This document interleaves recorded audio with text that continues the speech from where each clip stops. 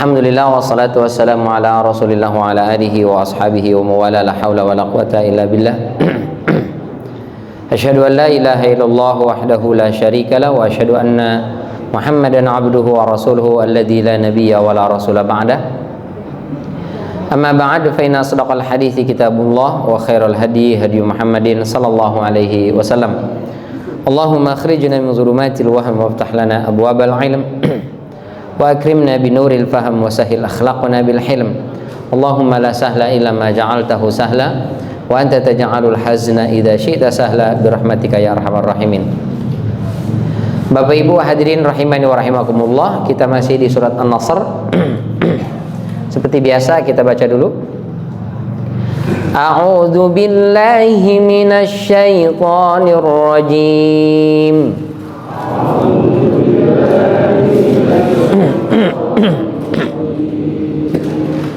Bismillahirrahmanirrahim.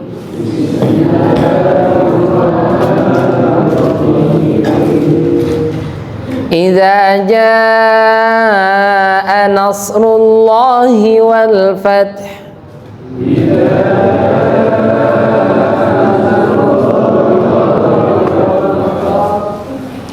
wa ra'aitan nasa yadkhuluna fi dinillahi afwaja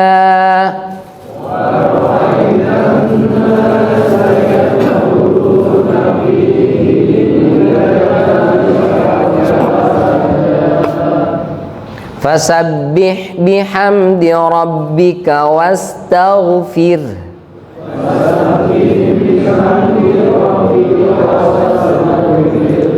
innahu kana tawwaba.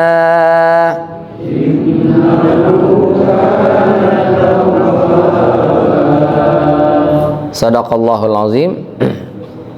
Kemarin kita sampaikan tentang makna dari ayat pertama, idza jaa nasrullahi wal fath. Bahwa kata jaa itu berbeda dengan ata dan hadara. Kalau ata datang dari arah yang tidak pernah kita ketahui dan kapan datangnya juga nggak tahu, itu disebut dengan ata. Maka bencana musibah itu pakainya ata amrullahi fala tasta'jiluh, ya. Telah datang urusan Allah, maknanya bencana, maka jangan kalian menyegerakannya. Kita nggak pernah tahu bencana itu dari mana datangnya, kapan datangnya kita nggak tahu, maka pakainya ata. Kalau jaa itu sudah diketahui datangnya dari mana, kapan sampainya, di mana posisinya. Nah, itu sudah diketahui. Itu disebut dengan jaa. Kalau hadara datang untuk satu tujuan yang sama di satu tempat. Misalnya kita semua nih datang ke sini, itu bilangnya bukan ata atau jaa, tapi hadara. Maka bilangnya kita hadir.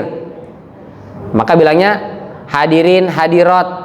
Yang hadir saya garot bukan ya. Hadirin hadirat. Hadirin berarti laki-laki, hadirat berarti perempuan. Kenapa bilangnya hadirin dan hadirat? Karena semua datang dalam tujuan yang sama gitu. Nah, kalau jaa itu dia datang dari arah yang kita ketahui dan posisinya sudah kita ketahui, maka itu jaa. Nah, untuk pertolongan Allah itu pakainya jaa bukan ata. Kenapa? Karena kita tahu itu dari Allah dan kita tahu pasti datang. Kapan sampainya? Itu dia yang rahasia Allah, tapi dia pasti datang. Dan tanda-tandanya kita tahu, ini tanda-tanda kemenangan gitu. Cuman kapan menangnya, kapan sampainya, itu dia rahasia Allah Subhanahu wa taala. Kenapa Allah rahasiakan? Supaya kita terus meminta dan berharap pertolongan dari Allah Subhanahu wa taala. Jadi pertolongan Allah itu merupakan sesuatu yang pasti. Baik. Jadi kita ini membutuhkan pertolongan Allah. Ya ayyuhan nas antumul fuqara'u ilallah. Wahai seluruh manusia, kalian itu butuh pertolongan Allah. Dan Allah lah yang maha kaya lagi maha terpuji. Jadi kita ini semua butuh pertolongan Allah. Kita mau lahir ke dunia aja itu butuh pertolongan Allah. Gimana enggak ya? Bayi bisa keluar dari rahim itu dalam kondisi selamat, sehat, ibunya juga sehat, anaknya juga sehat. Begitu terlahir, kita nggak bisa ngapa-ngapain, bisanya cuma nangis doang, oe oe, lapar nangis, ya, ngantuk nangis, pipis nangis, buang air nangis doang bisanya. Tapi Allah maha luar biasa, dibantu bayi yang belum bisa ngapa-ngapain itu dengan cara apa? Allah tanamkan rasa sayang di hati siapapun yang melihat bayi itu, wabil khusus orang tuanya. Kita ini demen banget lihat bayi, ya. Biar kata bayi badak aja suka kita. Ini lucu banget tuh, badak padahal. Apalagi orang. Meskipun misalnya nauzubillah, ternyata bayi itu begitu besar jadinya Firaun. Begitu besar jadinya Ariel Sharon. Semua orang gedek bin gondok alias kesel sama dia. Tapi dia waktu masih bayi, semua orang suka. Kenapa? Karena waktu bayi ini nggak bisa ngapa-ngapain dia nih. Dia butuh pertolongan orang. Mau makan aja butuh ada yang nyuapin. Mau cebok butuh ada yang ngebersihin. Maka begitu lemah manusia. Allah lah yang melembutkan hati orang-orang di sekitarnya. Dan semakin bertambahnya usia, bertambah kemampuan dia untuk survive. Ketika bertambah kemampuan dia untuk survive, berkurang rasa sayang itu. Kita orang tua kepada anak semakin besar bertambah rasa sayang atau berkurang? Berkurang. Waktu kecil itu mau ngapain aja, raja sini raja, ratu sini ratu. Masih kecil tuh, mau apa aja minta. Udah agak gedean dikit, kamu ambil sendiri. Udah gede juga. Nah. Tapi bukan berarti nggak sayang ya. Maksud saya, sayangnya sudah berbeda gitu. Kenapa? Karena kita tahu, ini udah bisa mandiri dia nih. Ini dia bisa melakukan segala sesuatu dengan kemampuannya sendiri. Tapi kalau nggak bisa, itu rasa sayang itu besar. Siapa tuh yang menanamkan rasa sayang itu? Allah. Kenapa Allah tanamkan? Karena Allah tidak mau ada hambanya terlahir dalam kondisi terlantar. Mohon maaf. Meskipun saudara-saudara kita di Palestina dibombardir, mereka kehilangan orang tua. Kalau di sini kita nangis khawatir kehilangan anak, di sana anak yang menangis kehilangan orang tua. Anak yatim tuh banyak sekali, masya Allah. Gak punya orang tua, gak punya tempat tinggal. Tapi Allah lembutkan hati orang-orang yang melihat video itu. Apapun bangsa, suku, bahkan agamanya, itu ada yang datang bawa helikopter, bawa sepeda-sepedahan itu, motor-motoran anak kecil, satu kontainer datang ke sana dibagiin. Itu anak-anak, masya Allah, luar biasa. Ini bapaknya bukan, omnya bukan, pamannya bukan, bahkan boleh jadi ada yang beda agama, tapi ngasih itu. Ya. Ini siapa yang menggerakkan hatinya? Allah. Karena apa? Karena ini masih anak-anak, belum ada atau nggak bisa survive. Ya. Tapi kalau kita juga banyak yang yatim piatu ini kan. Tapi ada nggak yang nganterin ke rumah kita motor gitu? Ada. Kenapa? Karena dianggap udah bisa sendiri gitu. Begitulah Allah Subhanahu Wa Taala menolong kita, masya Allah. Makanan yang kita makan, kita pokoknya makan nyuap aja kan nyuap. Ya. Masuk ke dalam tubuh, masya Allah. Allah bikin itu makanan yang masuk ke dalam tubuh itu diolah, disaring, lalu oleh tubuh itu dibagi-bagi. Ini protein ke sini larinya, ini karbohidrat ke sini nih, ini zat besi ke sini nih, ini zat ini ke sini, ini ke sini, ini ke sini. Itu dibagi-bagi, disebar. Siapa yang bisa itu? Itu cuma Allah Subhanahu Wa Taala. Kita nggak bisa itu, nggak bisa. Makanan yang kita makan itu bagaimana dicerna? Ya, kita sampaikan. Boleh jadi ada gara-gara makanan orang mulus perut, masuk rumah sakit, bahkan boleh jadi meninggal. Tapi alhamdulillah kita makan itu, tubuh itu memproses, mengolah mana yang dibutuhkan oleh tubuh diambil, yang nggak dibutuhkan buang lewat belakang. Itu siapa tuh yang mengarahkan, menggerakkan? Allah. Makanya kata Allah, afala yanzuruna ila ta'ami. Apa ayatnya itu?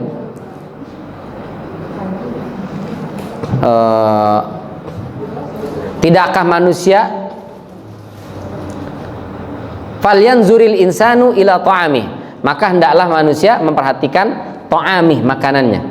Itu siapa tuh yang menumbuhkan? Siapa yang mendatangkan? Allah Subhanahu Wa Taala. Jadi kita semua ini butuh Allah. Maka kata Allah, yansurkumullahu fala ghaliba lakum. Kalau Allah yang sudah nolong kalian, nggak ada yang bisa mengalahkan. Wa yakhzulkum, tapi kalau Allah sudah menghinakan kalian, maka siapa lagi yang bisa memberikan pertolongan selain Allah? Wa 'alallahi falyatawakkalul mu'minun. Maka hendaklah kepada Allah orang-orang beriman itu bertawakal. Kata Allah, kenapakah tidak kita bertawakal kepada Allah? Wa qad hadana subulana, padahal Allah sudah memberikan kepada kita petunjuk untuk menempuh jalan-jalan dalam kehidupan ini. Bayi ya, itu insting untuk menyusunya kuat sekali, ya, tinggi sekali. Dia bisa menyusu. Kenapa? Karena memang cuma itu dia, ya. Bisa makan dan minumnya. Siapa yang menggerakkan? Allah Subhanahu wa taala. Begitu sudah mulai agak besar, kita dibantu, dimudahkan oleh Allah untuk mencari pekerjaan, ya. Siapa yang memudahkan itu? Itu Allah Subhanahu wa taala. Tapi seringkali manusia merasa itu bukan pertolongan Allah. Merasa ini saya, ini karena saya. Binasrillahi yansuru may yasha. Dengan pertolongan Allah lah Allah menolong siapapun yang Allah kehendaki. Wa huwal azizur rahim, dan dialah Allah Maha Perkasa lagi Maha Penyayang. Wa'adallah, itulah janji Allah. La yukhlifullahu wa'dah, yang dimana Allah tidak mungkin menyelisihi janjinya. Walakinna aktsaran nasi la ya'lamun, akan tetapi kebanyakan manusia tidak mengetahui. Jadi pertolongan Allah itu pasti datang, dan itu janji Allah pasti. Cuman kadang-kadang kita yang tidak melihat itu sebagai pertolongan Allah. Kemarin Ustaz, persis di depan saya Ustaz, motor ketabrak Ustaz. Masya Allah, luar biasa. Kenapa bukan kita yang kena itu? Kenapa orang lain? Karena Allah masih tolong kita, Allah masih jaga kita, ya. Berarti di situ mestinya langsung alhamdulillah ya Allah, terima kasih kau selamatkan aku. Kemarin sore kereta itu yang Tanah Abang Serpong, begitu angin jatuh batang pohon itu, ya, di Tanah Kusir ya, kena kacanya itu. Alhamdulillah sih nggak ada korban kan, ya, kena kaca kereta itu. Itu masih bersyukur, ya Allah alhamdulillah, ini yang kena cuma kaca, nggak sampai ke badan para penumpang itu. Siapa tuh yang menjaga? Itu Allah yang melindungi, Allah Subhanahu wa taala. Di situ kita udah dapat pertolongan Allah, ya. Nauzubillah, ada orang kena penyakit, kita alhamdulillah, itu kita ditolong oleh Allah tuh, nggak kena penyakit. Ada orang kesulitan dapat pekerjaan, kita alhamdulillah dimudahkan dapat pekerjaan. Itu sebenarnya pertolongan Allah. Tapi kadang-kadang manusia masih ngomong aja, ya Allah, Allah kok nggak nolong saya ini. Padahal setiap hari dia sudah ditolong oleh Allah, setiap hari dia mendapatkan pertolongan Allah. Tapi seringkali manusia itu, kata Allah, la ya'lamun, nggak sadar bahwa dia sudah mendapatkan pertolongan Allah. Baik. Lalu siapa yang akan mendapatkan pertolongan Allah? Pertama, orang yang mendapatkan pertolongan Allah itu adalah para rasul dan orang beriman. Kata Allah dalam surat Ghafir ayat 51, inna lanansuru rusulana walladzina amanu, sesungguhnya kami benar-benar akan menolong rasul-rasul kami dan orang-orang beriman. Di mana? Fil hayatid dunya, di dalam kehidupan dunia ini, wa yauma yaqumul ashhad, dan pada hari ketika berdirinya para saksi. Kapan itu? Hari kiamat, ya. Jadi Allah tolong rasul dan orang beriman di dunia dan di akhirat, itu maksudnya. Di dunia banyak sekali kita sampaikan, Rasulullah berkali-kali mau dibunuh, berkali-kali disakiti. Bahkan Abu Jahal pernah bilang, itu Muhammad itu, dia sudah mulai berani-beraninya sholat di depan Ka'bah, lalu ngajak orang untuk sholat berjamaah di sana. Oh, dia nantang kita, katanya. Jadi ketika awal kali pertama perintah sholat berjamaah, Rasul ajak Ja'far dan juga Ali untuk sholat di depan Ka'bah itu. Sebagian menambahkan dengan Zaid bin Al-Harithah berjamaah. Marah, naik pitam Abu Jahal begitu dikasih tahu. Abu Jahal, Muhammad sudah mulai berani terang-terangan sholatnya di depan Ka'bah. Dia tidak sama seperti sholat kita. Dia ibadahnya berbeda dengan ibadah kita. Lalu kata Abu Jahal, kalau sekali lagi saya lihat Muhammad, atau saya lihat Muhammad, saya akan timpa kepalanya dengan batu. Oh, luar biasa. Maka sudah datang orang lapor, Abu Jahal, tuh Muhammad lagi sholat tuh, katanya ente mau timpa kepalanya. Langsung Abu Jahal bawa batu, dia lari itu mau ditimpa kepala Rasulullah. Kira-kira 5 meter, tiba-tiba lari ketakutan, tunggang langgang, batu dilempar, muka pucat luar biasa. Ditanya, Abu Jahal, ente kenapa? Itu Muhammad lagi sholat, katanya mau ditimpa kepalanya, kenapa ente lari? Kata Abu Jahal, saya lihat ada api antara saya dengan Muhammad itu sekitar 2 meter itu, api yang sangat besar mau melahap saya, maka saya lari. Luar biasa tuh. Maka begitu selesai sholat, Rasulullah ditanya, ya Rasul, tadi Abu Jahal mau lempar kita dengan batu, tapi kenapa nggak jadi? Kata Rasulullah, tadi ada malaikat itu yang sudah siap melangkah, 1 langkah saja maju Abu Jahal tadi, maka badannya langsung meledak, hancur berkeping-keping. Untungnya dia balik lagi. Kalau maju dia maksa, hancur berkeping-keping itu. Siapa yang nolong itu? Allah. Bahkan kita ceritakan kemarin, Arwa, istrinya Abu Jahal, udah bawa batu, udah mau ditimpa kepalanya itu. Abu Bakar, mana temanmu itu? Berani-beraninya dia menghina suami saya. Suami saya itu pamannya. Yang waktu dia baru lahir, itu Aminah ibunya nggak keluar. Suami saya itu yang ngutus Suwaibah. Suwaibah, kau susui Muhammad. Gak tahu terima kasih ini orang. Mana dia? Kalau ada saya mau timpa kepalanya dengan batu. Nyerocos saja itu. Lalu kemudian pergi. Pokoknya kasih tahu ya Abu Bakar ya, sama temanmu itu ya, awas saja kalau ketemu saya. Pergi. Gak lama Abu Bakar ngomong, ya Rasul, ini dari tadi tuh ngomong aja nyerocos itu. Padahal kan kau di samping saya. Emang dia gak lihat kau ada di samping saya?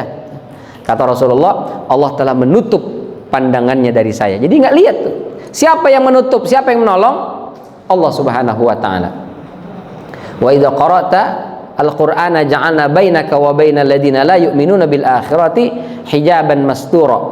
Apabila engkau bacakan ayat Al-Qur'an, maka Allah akan membuat dinding penutup penghalang antara engkau dan orang yang tidak beriman. Jadi nggak lihat ya. Siapa yang membuat itu? Allah Subhanahu wa taala. Ya, seperti peristiwa hijrah juga kan, rumah Rasul sudah dikepung 8 atau 12 orang, semua mata melek begitu. Rasul keluar nggak ada yang lihat, Rasul cuma ambil pasir lalu membaca, wa ja'alna min baini aidihim sadda wa min khalfihim sadda faghshaynahum fahum la yubsirun. Wa ja'alna min baini aidihim sadda, kami jadikan di hadapan mereka penutup atau penghalang, wa min khalfihim sadda, di belakang juga penutup atau penghalang, faghshaynahum, kami tutup penglihatan mereka, fahum la yubsirun, mereka nggak bisa lihat. Rasul keluar itu 8 orang melek semua, nggak ada satupun yang lihat Rasul jalan keluar rumah itu. Masya Allah. Kenapa bisa begitu? Ya itulah Allah berikan mujizat kepada Nabi Muhammad, bentuk pertolongan di kehidupan dunia ini. Tapi itu mujizat Rasulullah. Saya sampaikan, Bapak Ibu jangan ikut-ikutan naik motor, lupa bawa helm, lalu ada razia. Aduh, ada razia nih. Kata Pak Ustadz, Allah pasti nolong orang beriman. Saya ini orang beriman. Langsung baca, wa ja'alna min baini aidihim sadda wa min khalfihim sadda faghshaynahum fahum la yubsirun. Prit. Selamat pagi Pak. Selamat pagi Ibu. Boleh diperlihatkan SIM dan STNK-nya? Bapak bisa lihat saya. Maksud Ibu apa? Saya sudah baca Yasin ayat 9 itu. Rasul bisa nggak kelihatan? Kok saya bisa kelihatan? Ya Rasul nggak kelihatan. Kata polisinya, saya juga hafal Yasin. Mau baca yang mana lagi? Tapi kita ceritakan dulu waktu zaman Belanda itu banyak orang-orang tua kita, para pejuang itu dikejar-kejar Belanda, tapi Belanda nggak lihat, Belanda nggak tahu. Nah itu cara Allah menolong orang-orang beriman, tapi tentu sesuai dengan kondisi, tempat dan keadaan. Ya Allah, ini saya udah terjerat pinjol ya Allah, saya udah mau ditagih sama rentenir ya Allah, ini sudah jatuh tempo ya Allah, orang mau nagih hutang ya Allah, Engkau kan katanya menolong orang beriman, tolong saya sekarang aja ya Allah nih, ini penting banget ya Allah, ini orangnya mau datang. Ya nggak bisa, ya pertolongan Allah tidak sesuai atau tidak melulu harus sesuai dengan keinginan kita, tapi pasti Allah tolong. Dalam surat An-Nur, wa'adallahu alladhina amanu minkum wa 'amilus shalihat, Allah berjanji kepada orang beriman di antara kalian dan orang-orang yang beramal saleh, la yastakhlifannahum fil ard, pasti Allah jadikan mereka berkuasa di atas muka bumi sebagaimana Allah telah menjadikan orang-orang sebelum mereka berkuasa. Wala yumakkinanna lahum dinahum, Allah akan memantapkan agama untuk mereka yang Allah ridhai untuk mereka. Wala yubaddilannahum min ba'di khaufihim amna, Allah akan mengganti rasa takut itu dengan rasa aman. Tapi kalau sudah begitu, ya'budunani la yusyrikuna bi syai'a, mereka mestinya menyembahku dan tidak menyekutukanku dengan sesuatu pun. Wa man kafara ba'da dzalik, dan sudah barang siapa yang sudah datang pertolongan Allah tapi masih juga kufur, faulaika humul fasiqun, mereka lah orang-orang fasik. Ini janji Allah yang tidak mungkin meleset, tidak mungkin keliru. Jadi Rasul dan orang beriman itu pasti ditolong oleh Allah Subhanahu wa ta'ala. Yang kedua, siapa yang ditolong oleh Allah adalah mereka yang menolong agama Allah. Wala yansurannallahu may yansuruh, dan sungguh pasti benar-benar Allah akan menolong orang-orang yang menolong agama Allah. Innallaha laqawiyyun aziz, sesungguhnya Allah itu maha kuat lagi maha perkasa. Menolong agama Allah ini maknanya bukan berarti Allah itu lemah butuh pertolongan, waliyazubillah. Makanya Allah katakan innallaha laqawiyyun aziz, Allah maha kuasa, Allah maha kuat, Allah maha perkasa. Bukan berarti Allah lemah. Ini sebagian orang bilang, kok Allah ditolong? Emang Allah sebegitu lemahkah sehingga butuh pertolongan? Bukan. Kita menolong agama Allah itu artinya kita memposisikan di barisan orang-orang yang berjuang untuk agama Allah. Sementara Allah itu nggak butuh penolong, Allah nggak butuh ditolong, Allah yang nolong kita, Allah yang akan tetap menjadikan Islam itu tegak. Meskipun yuriduna liyutfi'u nurallahi bi afwahihim, walakinallaha atau wallahu mutimmu nurihi walau karihal kafirun. Orang itu berusaha memadamkan cahaya Allah, orang berusaha untuk menghentikan agama ini, orang berusaha untuk membumi hanguskan Islam ini. Tapi Allah akan tetap itu menyempurnakan agama Islam ini. Biar kata orang dengan berbagai macam cara, gimana caranya supaya umat Islam itu meninggalkan agamanya, akan tetap ada cara umat Islam untuk menjaga dan mengamalkan ajaran agamanya. Itu pasti, ya. Itu pasti. Lalu apa makna kita menolong agama Allah? Maknanya kita ingin berada di barisan orang-orang yang berusaha untuk menegakkan agama Allah. Supaya apa? Supaya kita diakui, saya ini orang beriman dan orang yang berjuang. Dan itu yang kita butuhkan sebenarnya. Kita butuh itu. Untuk apa? Legitimasi bahwa kita adalah hamba Allah yang insya Allah mudah-mudahan besok dipantaskan oleh Allah masuk surga. Jadi kalau ditanya, kamu masuk surga? Iya ya Allah. Apa amalan yang telah kau lakukan sehingga engkau merasa layak masuk ke dalam surgaku? Oh. Sama seperti orang lamar pekerjaan. Kamu ingin bekerja di perusahaan saya? Iya Pak. Kamu minta jabatan apa? Misalnya supervisor Pak. Saya jabatannya HRD Pak. Jabatannya ini Pak. Apa skill yang kau punya sehingga perusahaan kami layak menerima Anda? Wah, itu kita kalau punya skill dengan pede kita katakan, oh saya teknisi punya pengalaman sekian tahun, oh saya adalah akuntan pengalaman sekian tahun, oh saya adalah ini pengalaman sekian tahun. Kita pede mengatakan. Tapi kalau nggak punya pengalaman, nggak punya skill, apa skill keahlianmu sehingga perusahaan kami layak menerima Anda? Ya saya sih nggak ada skill Pak, tapi saya akan belajar deh, pokoknya saya dikasih kerjaan apa juga boleh dah. Tukang nyapu dah, yang penting saya ada pekerjaan Pak. Itu HRD akan mikir-mikir ulang menerima pegawai yang seperti itu. Waduh, ini tar dulu dah, ayo yang lain gitu. Kita di dunia saja begitu, menerima orang bekerja bersama kita, kita akan tanya, apa skill yang Anda punya sehingga Anda layak bekerja di tempat saya? Itu pasti itu. Nah, ketika pertanyaan itu besok misalnya dilontarkan oleh Allah, kau ingin masuk ke dalam surgaku? Iya ya Allah. Apa amalanmu yang telah kau lakukan di dunia sehingga engkau layak masuk dalam surgaku? Nah, kalau enggak punya, ya saya enggak ada sih ya Allah, gimana ya? Nah, repot kalau gitu. Tapi kalau kita punya, kita dengan yakin, ya Allah saya berjuang untuk agamamu. Mana buktinya? Saya berjuang ikut jihad di medan pertempuran. Mana buktinya? Ya Allah itu masjid, saya termasuk orang yang ikut membangun masjid itu ya Allah. Itu masjid saya yang ikut meramaikan ya Allah. Itu karpet masjid, berapa kali ya Allah DKM datang minta siapa yang mau ikut, nggak ada satu pun yang nyumbang, saya ganti semuanya ya Allah. Nah, itu speaker toa sudah mulai serak sember, ya.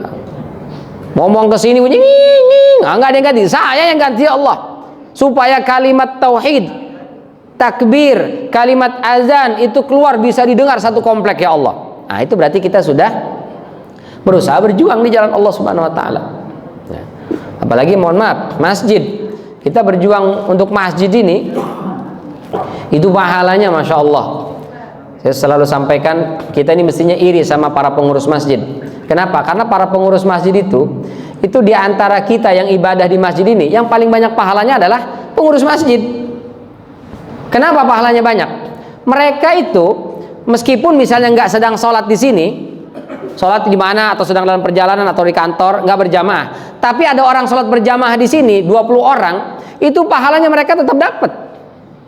Bulan Ramadan itu yang paling banyak mendulang pahala siapa? Pengurus masjid. Orang itikaf di sini, orang baca Quran, tadarusan, misalnya pengurus masjidnya nggak itikaf, lagi ada keperluan apa kemana gitu, itu tetap dapat pahala itikaf. Pahala siapa? Pahala orang itikaf di masjid itu selain yang itikaf dapat pahala, dibagi juga, diberikan juga kepada pengurus masjid. Kenapa begitu Ustaz? Karena kata Rasulullah, man jahaza ghazian faqad ghaza.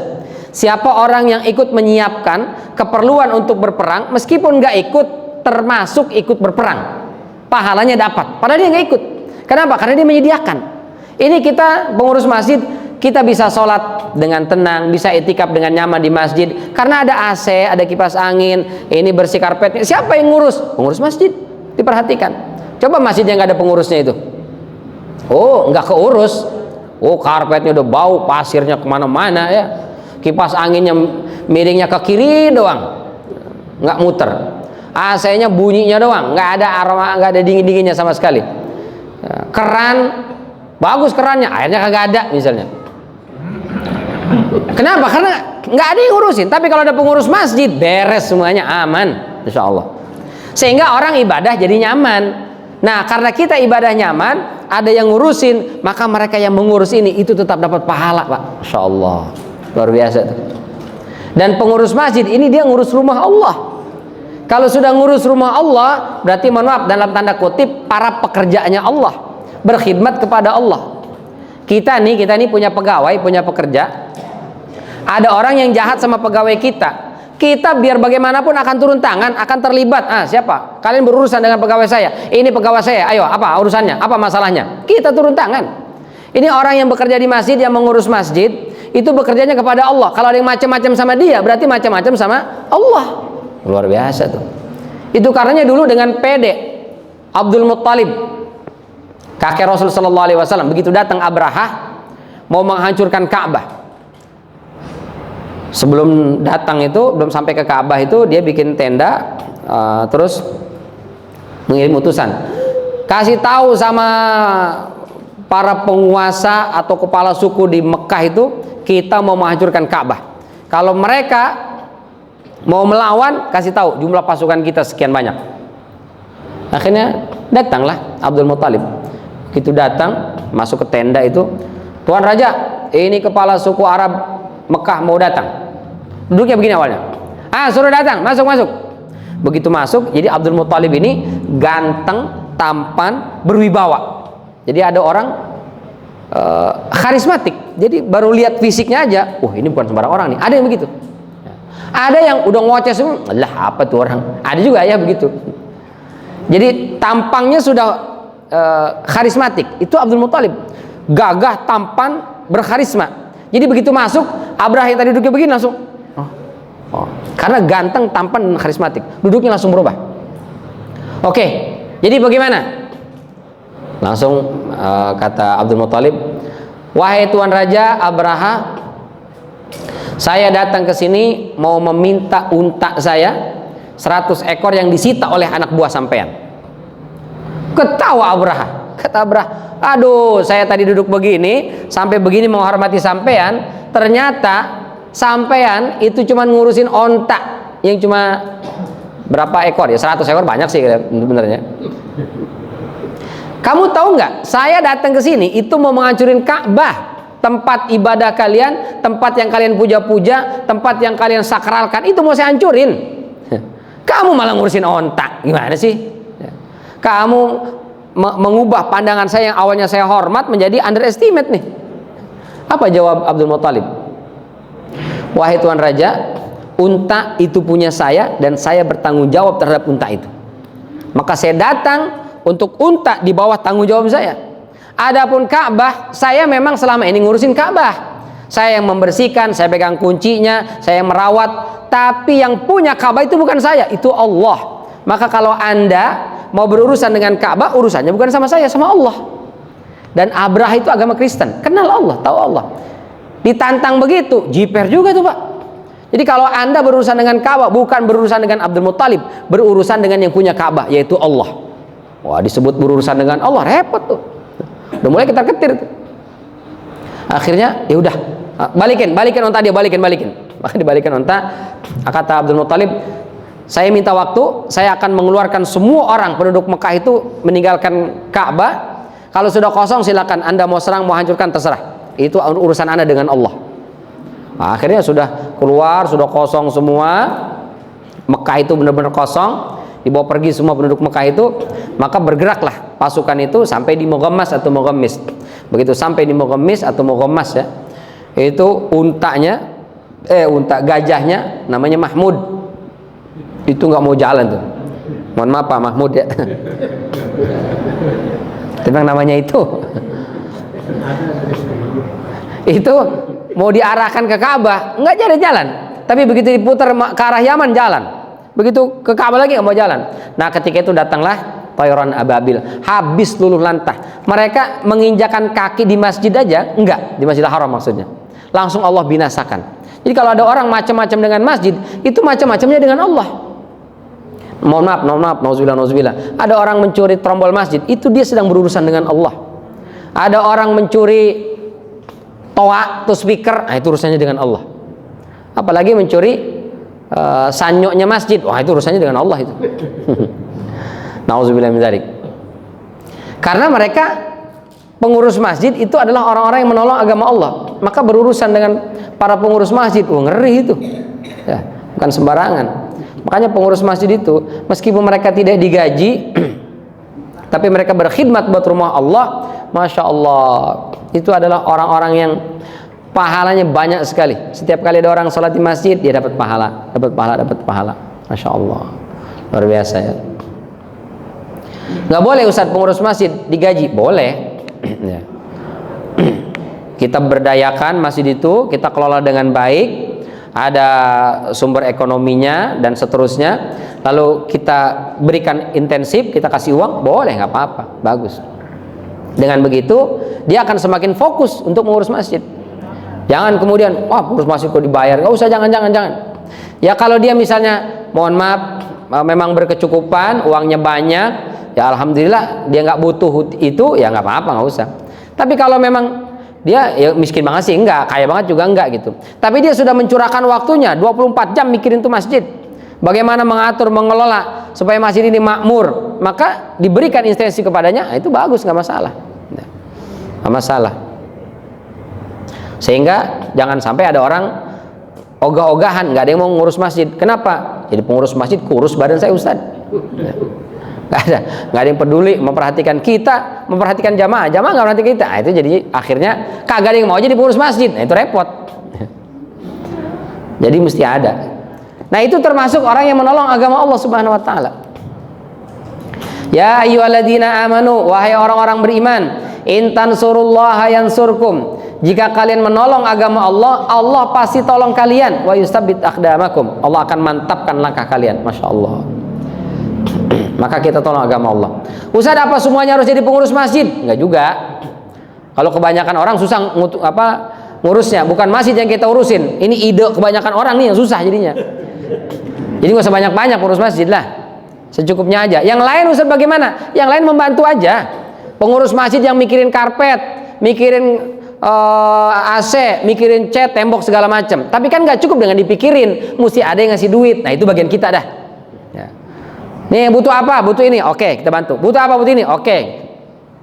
Mungkin kita nggak sempat mikirin apa masih butuhnya apa nih, kegiatannya seperti apa, apalagi mesti dilakukan, bagaimana supaya menarik jamaah. Itu yang mikirin pengurus. Nah, idenya diserahkan kepada jamaah kita. Disitulah baru kita ikut. Apa butuhnya? Saya ikut sekian lah. Maka kita juga termasuk orang-orang yang menolong agama Allah. Maka dengan begitu Allah akan tolong kita. Allah akan bantu kita, pasti itu. Dan itu janji Allah. Kata Imam Bukhari, sini selalu saya ulang-ulang dan selalu saya sampaikan, semua kebaikan yang kita lakukan itu pasti dibalas oleh Allah di 3 tempat, dunia, barzakh, akhirat. Itu pasti. Sebagaimana keburukan yang dilakukan oleh orang, balasannya di 3 tempat juga, di dunia dapat, di kubur dapat, di akhirat dapat. Jadi semua amal kita dibalas di 3 tempat ini, bukan di akhirat doang, pasti di dunia juga. Misalnya ada orang rajin tahajud, apakah balasan tahajud hanya di akhirat? Enggak, di dunia udah dapat. Karena kalau balasannya di akhirat, dia akan capek nih, akan ada saatnya. Saya tahajud nggak pernah lepas, Ustaz. Masya Allah, zikir saya nggak pernah lepas, tapi hidup saya, Ustaz, nggak ada sama sekali ngerasakan indahnya, baiknya, bagusnya, nggak ada sama sekali, Ustaz. Akhirnya lama-lama melempem, ditinggalin tuh tahajud. Kenapa orang itu dia nggak bosen tahajud? Ustaz, saya setelah melazimkan tahajud, Masya Allah, urusan saya, Ustaz, ada aja, Ustaz, jalan keluarnya. Ada saja kenikmatan yang saya rasakan, Ustaz. Saya menemukan betapa banyak keajaiban-keajaiban dalam hidup saya, Ustaz. Nah, itu berarti dia dapatkan balasan itu, maka dia istiqomah. Begitu juga kita menolong agama Allah, pasti di dunia ini Allah akan mudahkan. Ya. Kita mengurus rumah Allah, Allah akan urus rumah kita. Allah akan urus kehidupan kita, itu pasti itu. Ya. Jadi di dunia, di kubur nanti dapat lagi, di akhirat juga dapat, insya Allah. Yang berikutnya, siapa yang mendapat pertolongan Allah adalah mereka yang bersabar dan bertakwa. Intas biru wa tattaqu, dan jika kalian bersabar dan bertakwa, la yadurrukum kaiduhum syai'a, tipu daya mereka, rencana jelek, buruk, jahat mereka tidak ngefek buat kalian. Innallaha bima ya'maluna muhit, maka sesungguhnya Allah maha meliputi apa yang mereka kerjakan atau lakukan. Sabar, takwa, maka ada orang jahat nggak ngefek, ada orang berniat buruk, berniat rusak, nggak ngefek. Allah yang akan jaga itu. Syaratnya wa in tasbiru wa tattaqu, sabar dan bertakwa. Nah, sabar itu biasanya rada berat kita. Dijahatin orang, dicibir orang, sekali dua kali kita sabar. Begitu ketiga kali, oh ini nggak bisa dibiarin, ini nggak bisa, ini enak aja dia belum tahu siapa saya. Nah, hilang sabarnya kita. In tasbiru wa tattaqu, jika kalian bersabar dan bertakwa, wa ya'tukum min fawrihim hadza, langsung segera Allah kirimkan pertolongan. Yumdidukum rabbukum, Allah akan kirimkan kepada kalian bi khamsati alafi minal malaikati musawwimin, Allah akan kirimkan 5.000 pasukan dari malaikat yang memiliki tanda itu. Masya Allah, langsung dikirim tuh. Jadi kalau kita sabar, bertakwa, berjuang di jalan Allah, langsung Allah kirimkan pasukan itu, Allah kirimkan bantuan. Cuman itu tadi, kita nggak lihat. Karena kita nggak lihat, kita nggak ngerasa, sehingga dengan begitu seolah-olah kita menganggap Allah tuh nggak nolong saya kayaknya nih, Ustaz. Dari kemarin saya minta tolong, nggak juga ditolong-tolong. Gimana nih, Ustaz? Padahal pertolongan Allah sudah datang. Jadi mestinya kita yakin. Kalau kita sudah melakukan ini, kita termasuk orang beriman, kita berusaha menolong agama Allah, kita berusaha bersabar dan bertakwa, maka insya Allah pertolongan Allah akan datang dalam kehidupan kita.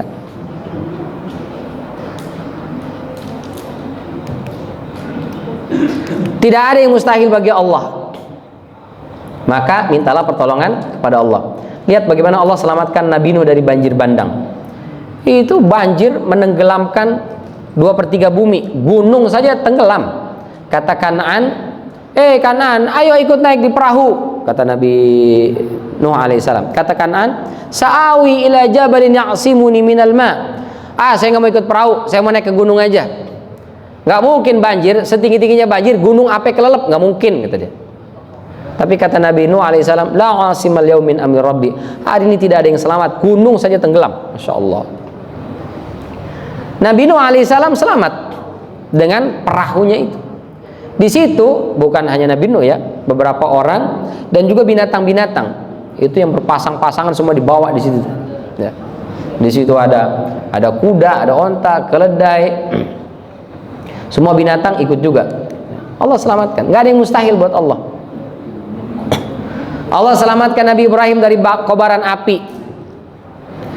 Akal itu, logika kita, mestinya orang kalau sudah masuk ke api, kebakar, mati, terbakar. Tapi ternyata Nabi Ibrahim alaihissalam itu sampai diceritakan apinya itu, jadi Namrud itu merintahkan kepada pasukannya, kalian pergi cari kayu bakar, kumpulkan di sini. Semua orang nyari kayu bakar, dikumpulkan. Itu sampai setinggi bukit, setinggi masjid inilah kira-kira. Dinyalakan api besar. Bingung, ini gimana cara masukin Ibrahim ini? Apinya besar banget. Akhirnya dibuatlah manjanik, semacam ketapel raksasa. Diikat Nabi Ibrahim itu, tarik pakai semacam ketapel, masuk ke dalam api itu, yang setinggi masjid ini. Ketawa terpingkal-pingkal, rasain mampus loh, kira-kira begitulah. Waliyahzubillah. Ketawa senang luar biasa, sampai api itu lama-lama padam, sisa bara, tiba-tiba gerak-gerak, krik, keluar Nabi Ibrahim dalam kondisi menggigil kedinginan. Kok bisa orang dibakar keluar kedinginan? Nggak ada satupun dari tubuhnya itu yang terbakar api, nggak ada. Siapa yang nolong? Allah. Qulna ya naru kuni bardan wasalaman ala Ibrahim. Kami berfirman kepada api, api jadilah kau dingin, selamatkan Ibrahim. Kata para ulama, itu Allah ucapkan jadilah dingin dan selamatkan. Kalau cuma bilang jadilah dingin, itu meninggal Nabi Ibrahim karena kedinginan di api itu. Maka begitu keluar kaget Namrud. Hah? Kok orang dibakar bisa mati? Bisa kalau Allah yang kasih tolong. Ya. Kalau Allah sudah nolong itu di luar nurul katanya kalau zaman sekarang. Kecelakaan mobil juger, semua orang mati, anak kecil selamat. Padahal secara logika yang kecil ini kan dia belum bisa menyelamatkan diri, badannya masih lemah, tapi kok bisa malah selamat? Itulah Allah. Kalau sudah memberikan pertolongan, udah nggak masuk logika kita. Dan itu terjadi di dunia. Allah selamatkan Nabi Musa dari kejaran Fir'aun dan bala tentaranya. Begitu mau kabur atau sudah kabur lah ya, meninggalkan Mesir, sampai di tepi laut. Oh, itu 6.000 orang. Ada yang mengatakan 600.000. Taruhlah 6.000 orang. 6.000 orang Nabi Musa bawa Bani Israel lari dari Mesir, dari kota Memphis untuk menjauhi kejarannya Firaun. Tapi Firaun dan bala tentaranya ngejar. Begitu sampai di pantai tepi Laut Merah, nanya, Musa, mana perahunya? Perahu? Emang siapa yang mau naik perahu? Lah terus kita bagaimana ini? Ya nggak ada perahu. Ya percuma Musa, capek-capek kita lari sampai di tepi laut. Ini depan kita laut, di belakang Firaun dan bala tentaranya ngejar. Inna lamudrakun, kita pasti ketangkap kalau begini caranya. Nah, percuma aja Musa, ente ngajak kita lari lah. Kita pikir ada perahu kita mau naik, nggak ada perahu, gimana kita nyebrang ini? Kata Nabi Musa, kalla, kita tidak mungkin tertangkap. Inna ma'iya rabbi sayahdin, ada Allah bersama saya. Pasti Allah akan ngasih jalan, pasti Allah tolong. Ya gimana caranya? Ya saya nggak tahu.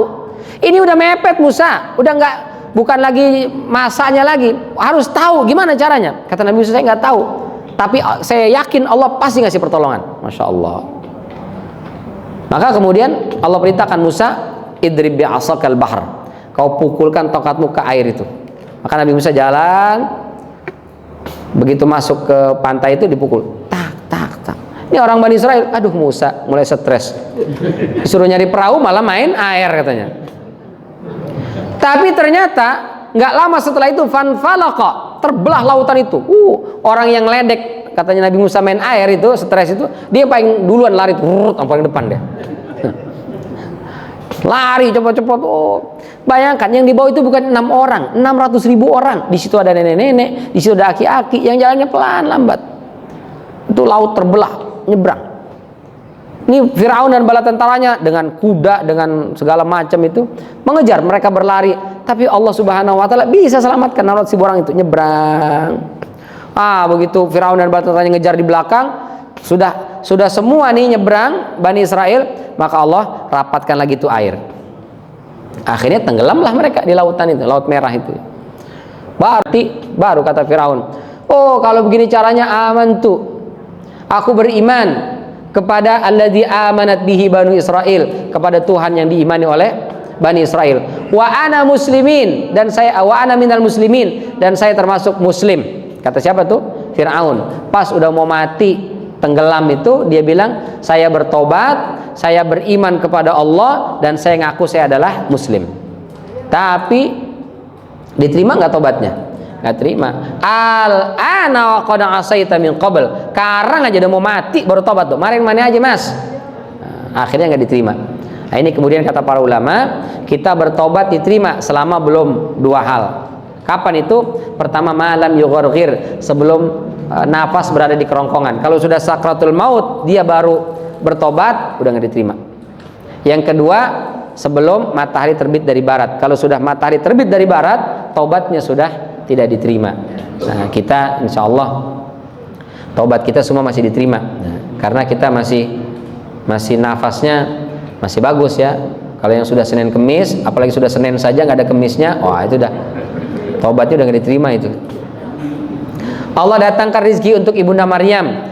Nabi Zakaria masuk, kullama dakhala 'alaiha Zakaria al-mihrab. Setiap kali Nabi Zakaria masuk ke ruangannya ibunda Maryam, yang ngasih makan sama Siti Maryam itu adalah ya, Nabi Zakaria. Itu bawa roti kayak roti canai yang kalau disimpan lama-lama keras. Dia nggak basi tapi jadi keras. Bisa buat nimpuk anjing lah itu. Itu cara makannya nanti direndam di air lembut baru dimakan. Itu bisa 2-3 hari lah gitu satu roti itu. Tapi sama Siti Maryam itu nggak dimakan karena di tembok-tembok atau di pinggir-pinggir Al-Aqsa itu banyak pengemis, orang-orang miskin lapar. Sama Siti Maryam dibagikan tuh roti itu. Siti Maryam nggak makan. Lalu bagaimana beliau bertahan hidup? Itu puasa. Sahur dan bukanya pakai rumput yang ada di area Al-Aqsa itu diambil, itu dimakan. Setiap hari begitu. Sampai kemudian Allah lihat, ini orang luar biasa ini, menjaga iman dan agamanya ini. Maka kemudian Allah berikan makanan langsung lengkap itu 4 sehat 5 sempurna ada di meja di kamarnya. Maka setiap kali Nabi Zakaria masuk, anna laki hadza, Maryam, ente dapat makanan dari mana ini? Karena Nabi Zakaria tidak pernah ngirim makanan itu, lengkap semuanya. Ada soto babat di situ, ada pokoknya semua makanan lah ya, lengkap sudah, buahnya, makannya, semua lengkap. Dari mana kau dapat Maryam? Aneh, karena nggak ada yang ngirim. Zaman itu belum ada GoFood. Ya, kalau sekarang kita pulang Pak, pulang ngaji, lengkap nih makan. Oh, istri saya ke Siti Maryam Ustaz. Saya pulang langsung hidangan itu lengkap. Padahal saya tahu istri saya nggak masak. Nah, itu bukan dari Allah, itu dari GoFood. Tapi Ibunda Siti Maryam belum ada GoFood itu. Kok bisa ada? Apa jawab Ibunda Siti Maryam? Udah saja. Qalat huwa min indillah yarzuqu may yasha'u bighairi hisab. Itu dari Allah. Gimana caranya? Allah kalau sudah ngirim nggak pakai cara. Pokoknya datang aja udah. Lengkap hidangan itu. Nah, yang penting kita yakin kita berada di barisan penolong agama Allah, maka insya Allah Allah akan tolong semua kehidupan kita di dunia, di barzakh, dan di yaumul hisab insya Allah. Mudah-mudahan kita semua termasuk orang-orang ditolong oleh Allah, dimudahkan segala urusan kita, diberikan jalan keluar dari setiap problematika kehidupan kita, dan mudah-mudahan diselamatkan di dunia ini dan juga diselamatkan pula besok di yaumul hisab, sehingga kita selamat dari neraka dan dimasukkan ke dalam surganya Allah Subhanahu wa taala. Amin ya rabbal alamin. Ini barangkali sebelum ditutup mungkin ada yang ingin ditanyakan, ditambahkan atau diluruskan. Jika ada yang keliru, falyatafadhal mashkura. Ada yang mau bertanya atau menambahkan? Untuk mengurangi.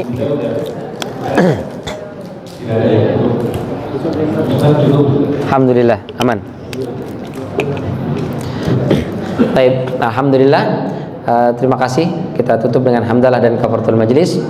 Alhamdulillahirabbil alamin. Subhanakallahumma wa bihamdika asyhadu an la ilaha illa anta astaghfiruka wa atubu ilaik. Wabillahi taufiqul hidayah. Wassalamualaikum warahmatullahi wabarakatuh.